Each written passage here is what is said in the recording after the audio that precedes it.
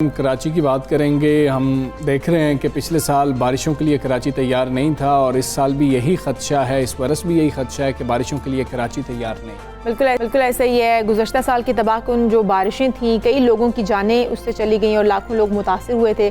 कराची में मानसून के दौरान शहर जो दरिया का मंजर पेश करता रहा, हम पिछले साल की बात कर रहे हैं, फिर शहर कायद में मानसून बारिशों से इस बार भी तबाही का खदशा जो है वो जाहिर किया जा रहा है। लेकिन ऐसे हालात में कंटोनमेंट बोर्ड क्लिफ्टन ने बरसात के मौसम में बरसाती पानी की बर वक्त निकासी और सेवरेज और सफाई के निज़ाम की बेहतरी के लिए सेवरेज लाइनों की मरम्मत और बहाली के काम का आगाज़ इशाल अब तक कर दिया और कई इलाकों में नई लाइनें भी डाली गई। बिल्कुल ऐसा ही है। मानसून के आगाज़ से कुछ टाइम पहले जो है ये काम शुरू कर दिया गया है। खैर, इन इलाकों में बारिश के पानी की निकासी में मदद मिलेगी, जबकि मुख्तलिफ इलाकों में तरक्याती काम भी जारी हैं और बरसाती नालों के जो आउटलेट पर 8 रेगुलेटर दरवाजे लगा दिए गए हैं ताकि समंदर के चढ़ने की सूरत में समंदर का जो पानी है वो नालों में वापस ना आ सके, सूरत हाल बेहतर रहे।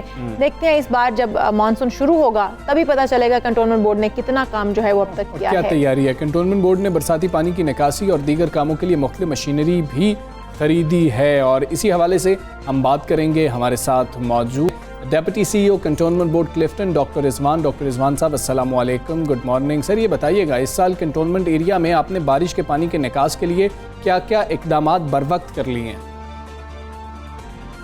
जी अस्सलाम वालेकुम जी। देखिए, सबसे पहले तो मैं आपको थोड़ा सा एक इंट्रोडक्शन देना चाहूँगा कंटोनमेंट बोर्ड क्लिफ्टन का, क्योंकि कराची एक मेगा सिटी है और इसमें 6 डिस्ट्रिक्ट्स हैं और उसके अंदर डिफरेंट बॉडीज़ काम करती हैं। कंटोनमेंट बोर्ड क्लिफ्टन का जो एरिया है ये कराची का साउथ डिस्ट्रिक्ट का भी सदर्न पार्ट है और सी व्यू का एरिया जो है वो हमारे इलाके में फॉल करता है। हमारा जो एरिया ऑफ जुरिसडिक्शन है ये कोई 54 स्क्वायर किलोमीटर है। ठीक है। अब इसमें एक चीज़ बड़ी है, मैं बताना पहले कि जो हमारा एरिया है ये बिल्कुल सी लेवल के ऊपर है और ये hardly on average 1 foot above the sea level है। रेस्ट ऑफ कराची जो है इससे ऊपर है और इसके अलावा कुछ ऐसे एरियाज़ भी हैं जो प्रॉपर हिली एरियाज़ हैं जो पुराने आपको मालूम होंगे। उसमें होता है कि जो सारे शहर का पानी है, इधर जहाँ पे बारिश होती है हमारे इलाके का पानी और उसके अलावा बाकी पानी भी फ़्लो होके हमारे एरिया में आता है। तो हमारे एरिया में निकासी आब और ये जो उसके बाद बारिश होने के बाद जो डिवाटरिंग है वो एक डेफिनेटली एक चैलेंज होता है। जहाँ तक आपने पूछा इक़दामात के हवाले से, मैं आपको बताना चाहूँगा कि क्योंकि पहले मैंने आपको बताया कि जब हम तकरीबन हैं ही सी लेवल के ऊपर तो ग्रेविटी के थ्रू यहाँ पे सीवरेज पंपिंग नहीं होती। इसके लिए यहाँ पे पंपिंग की जाती है, ग्रेविटी के थ्रू खुद फ्लो नहीं होता। पंपिंग का जो निज़ाम है हमने उसको बहुत बेहतर बनाया। उसमें आपको पता है कि जो लास्ट टाइम बारिशें हुई हैं वो थी भी अनप्रेसिडेंटेड, 90 साल का रिकॉर्ड उन बारिशों ने तोड़ा। तो हमारा सारा जो सिस्टम है उसको भी उसने चैलेंज किया ऑब्वियसली, जहाँ पे भी ये क्यों म्युनिसिपल बॉडीज़ काम कर रही हैं। तो हम लोगों ने एक तो ये किया कि उसकी पंपिंग कैपेसिटी को बहुत बढ़ाया और किसी भी रेन की सूरत में उसके फेलियर से बचने के लिए हमने उसके अंदर anti clogging mud submersible pumps deploy कर दी ऑलरेडी, हमने लगा दी। ठीक है। अच्छा डॉक्टर रिजवान साहब, सेकेंडली उन जी निकासी आप और इस हवाले से मैं थोड़ा सा आपको पहले एक ओवरव्यू देना चाहूँ। जी बता दीजिए। हाँ जी, मैं ओवरव्यू देना चाह रहा हूँ आपको। दूसरा ये कि पिछले रेन के स्पेल से लेके अब तक हम लोगों ने जहाँ जहाँ पे सीवरेज लाइंस डैमेज हुई या कोलैप्स कर गई थी वो हम लोगों ने रिप्लेस कर दी और वो बहुत एक्सटेंसिवली हमने टिल दिस डे ये काम किया है। दूसरा ये कि एक ऑनगोइंग काम है जो मानसून तक चलता रहता है, वो ये कि हमने विंचिंग के थ्रू यानी मैकेनिकली अपनी सीवरेज लाइंस को साफ़ किया। थर्डली हम लोगों ने जो स्टॉर्म वाटर ड्रेन्स हैं, अब ये दोनों चीज़ें सेपरेट हैं, सीवरेज लाइंस अलग होती हैं, स्टॉर्म वाटर ड्रेन्स अलग होती हैं। तो स्टॉर्म वाटर ड्रेन्स की हम लोगों ने मैकेनिकली बहुत ही एक्सटेंसिव डीसिल्टिंग की है और उसमें फिर जो रिहैबिलिटेशन वर्क है उस बारिशों से जो नुकसान हुआ सड़कों को, कर्ब स्टोन्स को या स्ट्रीट लाइट्स को, वो सारे rehabilitation work side by side हम लोगों ने अभी तक किए। ठीक है। अच्छा सर, इन तमाम तर कामों के लिए जितनी मशीनरी मंगवाई गई है, क्या कितनी मतलब आप बता रहे हैं कि एक्वायर की गई है, और फिर दूसरा क्या जितने इकदाम किए गए हैं अब तक वो काफ़ी होंगे? हमें मानसून में फिर दोबारा से उन्हीं मसाइल का सामना तो नहीं होगा? देखिए, इसमें जो सबसे इम्पॉर्टेंट बात ये है कि जो बारिश है, जिस तरह 484 मिलीमीटर बारिश हुई थी लास्ट मानसून में कराची में, तो ये एक डिक्लेयर्ड कैलामिटी थी, एक डिज़ास्टर था। आपके इल्म में होगा फर्स्ट वर्ल्ड कंट्रीज़ भी जो हैं, डेवलप्ड कंट्रीज़ हैं, लाइक जैसे जापान है, अर्बन फ्लडिंग का फिनोमेनन जो है वो हर जगह इस वक्त हर कंट्री फेस कर रहा है। और उसकी प्राइमरी वजह ये है कि जो ग्लोबल क्लाइमेटिक चेंजेस हैं, ग्लोबल वार्मिंग के जो इफेक्ट्स हैं वो बड़े ऑब्वियस हो चुके हैं। पहले तो ये सिर्फ एक डिस्कशन के अंदर होता था, अब हमारे सामने, और हम जिस खत्ते में हैं ये वर्स्ट हिट है।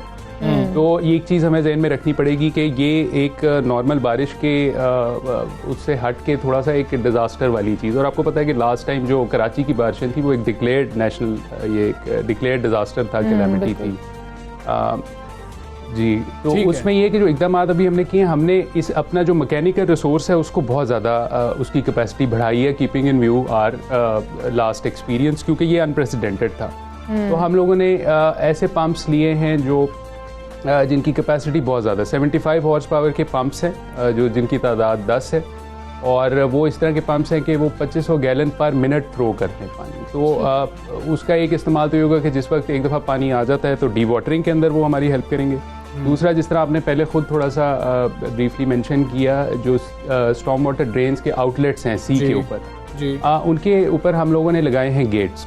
गेट्स इसलिए लगाए हैं कि सी लेवल पे होने की वजह से हाई टाइड के अंदर के दौरान ये वाला प्रॉब्लम आता था कि पानी स्टॉर्म वाटर ड्रेन्स के अंदर आ जाता था, तो जो हमारे इलाके से जो ड्रेनेज होनी थी आउटलेट्स के ऊपर वो रुक जाती थी। उधर हम लोगों ने गेट्स लगाए हैं जो कि रेगुलेटर का काम करेंगे, और वहाँ गेट को बंद करके वहाँ पे अपने कुछ पंप्स जो हमारे ये जो हैवी वाले पंप्स हैं वो लगा के हम इसको पानी को एक्टिवली वहाँ पे मैकेनिकली थ्रो करेंगे स्टॉर्म वाटर ड्रेन। ठीक है डॉक्टर रिजवान साहब, ये बता दीजिएगा कि हम अक्सर देखते हैं कि इदारों के दरमियान जो है वो कोऑर्डिनेशन नहीं हो रही होती है। क्या किसी भी मामले को देखते हुए जब हम मानसून के हवाले से प्लानिंग कर रहे हैं, तैयारी कर रहे हैं, मशीनरी हमने मंगवा ली है, निकासी आपके लिए काम किया जा रहा है, कराची मेट्रोपॉलिटन कॉरपोरेशन और कंटोनमेंट बोर्ड में कोऑर्डिनेशन तो है ना? मतलब हम अक्सर देखते हैं कोऑर्डिनेशन के भी मसाइल आते हैं।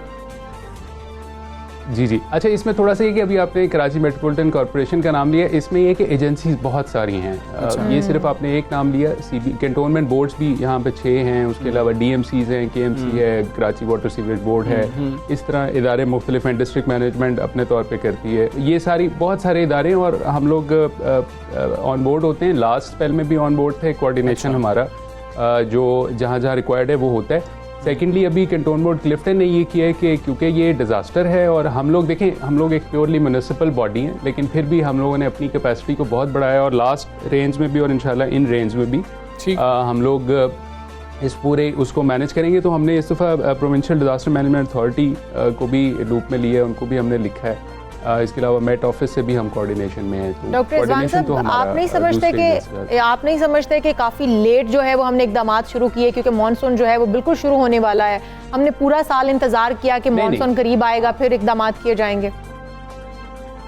नहीं, वो तो ये है कि ये अभी देखें प्री मानसून, अब ज़ाहिर है इस वक्त टॉपिक है मीडिया के लिए भी, इसलिए इस पर अब बात होना शुरू हो गई है। लेकिन हम लोग right after the last spell तब से लेके अब तक हम लोगों ने ये काम किया है। और जो आपको पता है प्रोक्योरमेंट होती है गवर्नमेंट एजेंसीज की, वो ओवरनाइट नहीं होती, वो बड़ा एक कम्बरसम प्रोसेस होता है। तो उसमें मैंने आपको ये जो 10 पंप्स बताए, ये तो एक एस्पेक्ट है। उसके अलावा हमारे 40 हॉर्स पावर के पंप्स हैं, वो काफ़ी सारे हम लोगों ने लिए हैं। सबमर्सिबल पंप्स का आपको पहले बता दिया।